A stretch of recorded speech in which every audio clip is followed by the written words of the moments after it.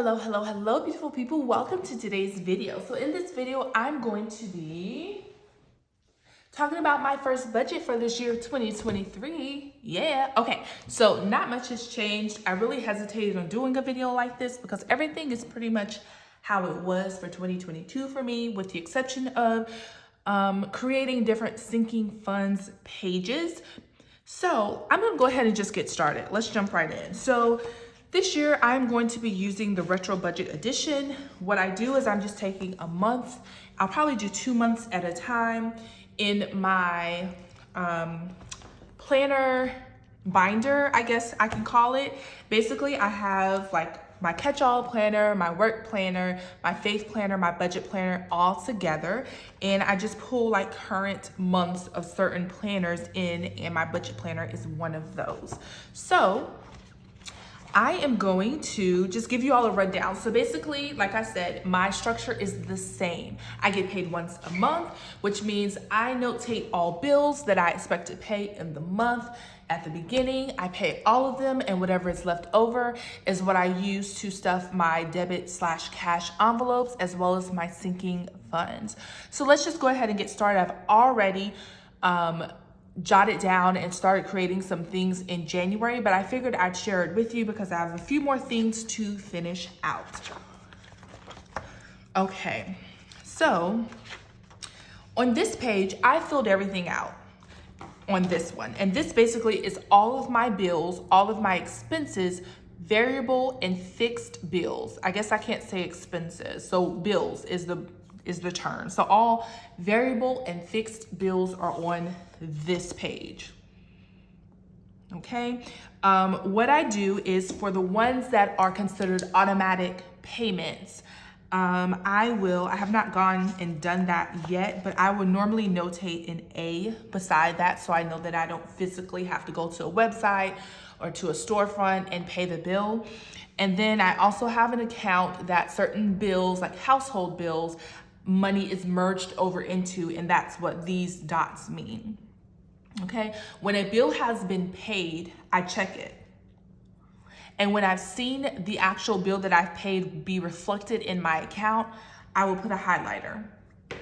Okay, so this means I have paid it and it has been reflected in my account. This means I've paid it, but I have yet to see it reflected in my bank account. So I'm still expecting $342 to come out of my funds.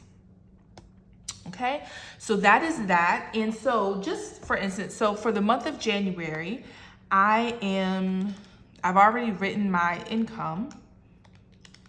And for my income, I don't budget to the dollar. There are some other accounts that I move some money into before I even see it, and blah, blah, blah, blah, blah.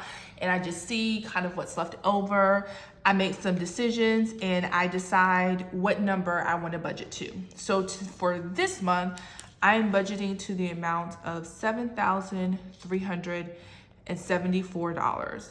And I've already taken the liberty of adding everything up on this page, and that is $3,142, which means I have $4,232 left to budget for the month of January for my debit envelopes and for my sinking funds. Okay? So, one other thing that I do want to explain for those of you all who are probably a little bit newer, this is my December one. And so this same thing, same setup, right? This is my debit envelopes.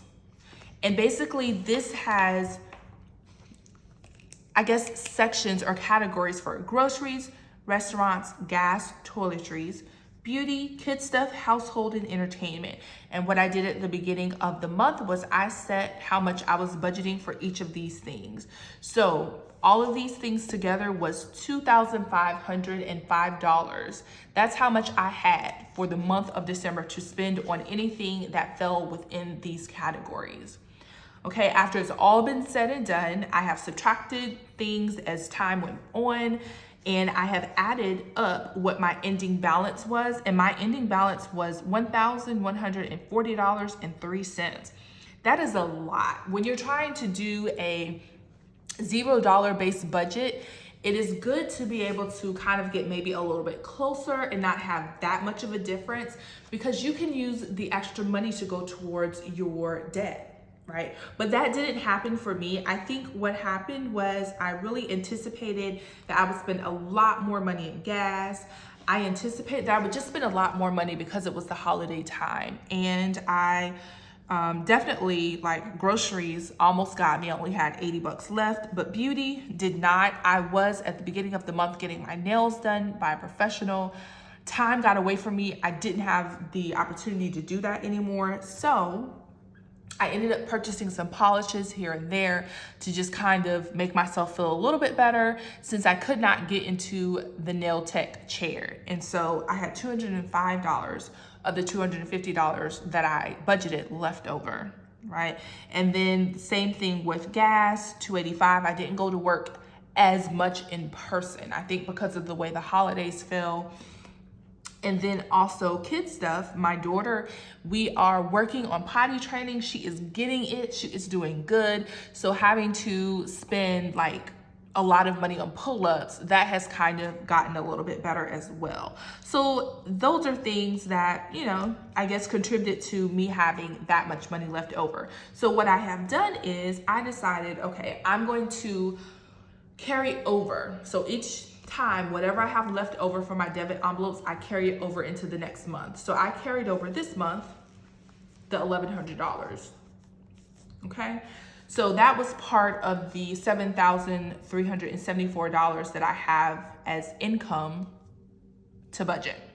Okay, so now that I have explained that, I'm going to jump right into my debit envelopes. So this is going to be the same setup as last month. In fact, I'm going to flip to last month so that I can just write my categories in. So we have the month of January, 2023. All right, we got groceries. And I have my budget on my laptop, so let me slide my laptop over here so I can see as I'm writing. Oops. Okay. Have mercy, come on. Okay.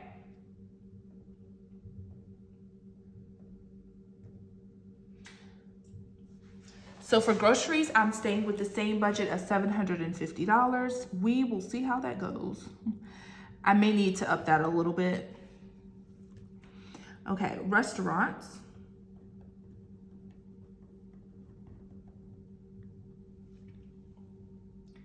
I budgeted $350. Gas. I'm keeping with $450. So we won't have as many holidays, so I'll be going to work a little bit more.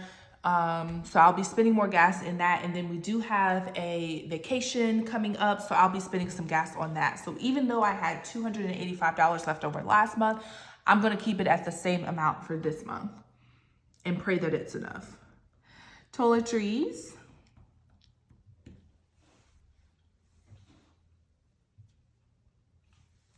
We are staying with $125. Beauty. We are staying with $250. So I'm considering seeing if I can find some time to get back into a professional nail tech's chair. So that's why I'm keeping it at $250. Kid stuff.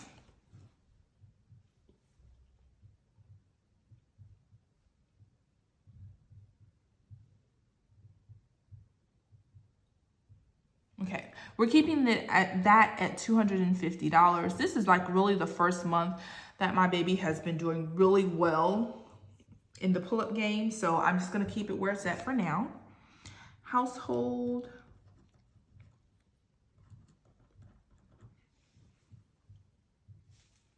$200. And entertainment.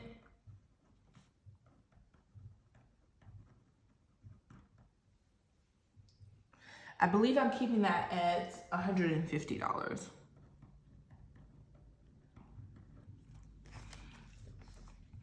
All right, so it looks like my starting balance for this month is gonna be really similar to last month.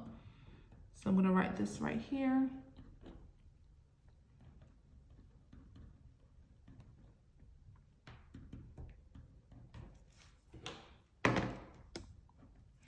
And let's add this up.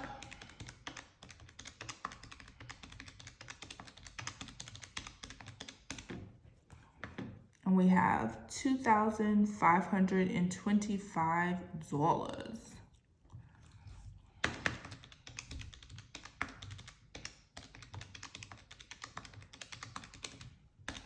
Okay.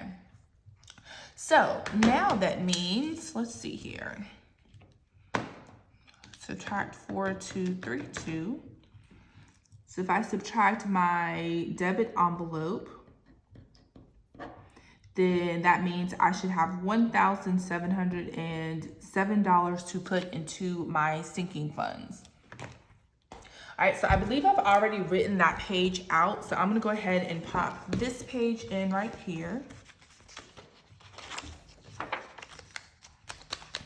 And what I do on this page is, in this accounts and debts section, I put my sinking funds.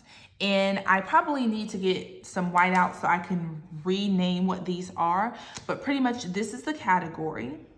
Okay, so this is the title, the description. This is the amount that I had at the beginning of the month. So the end of last month, beginning of this month, basically what I'm starting up with.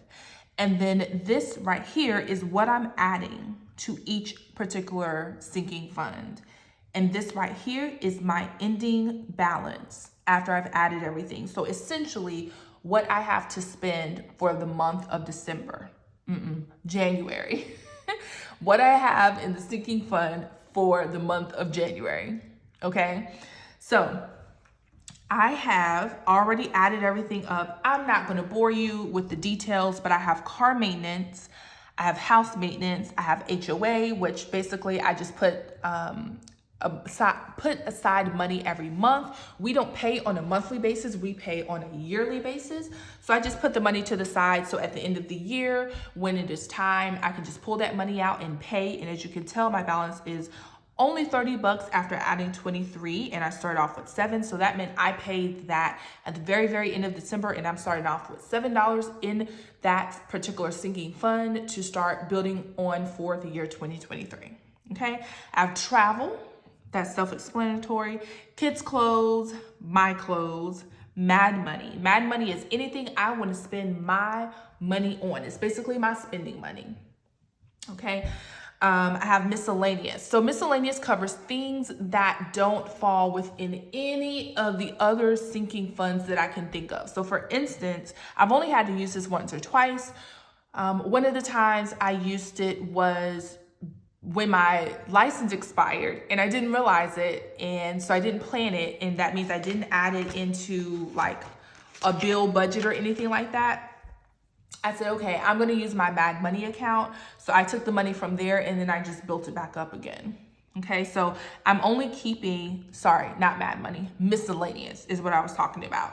So I only plan on keeping anywhere from $125 to $150 in at a time, which is why I did not add any money into it. I'm just keeping it at a flat $150 until or unless something happens where I need to spend money out of it.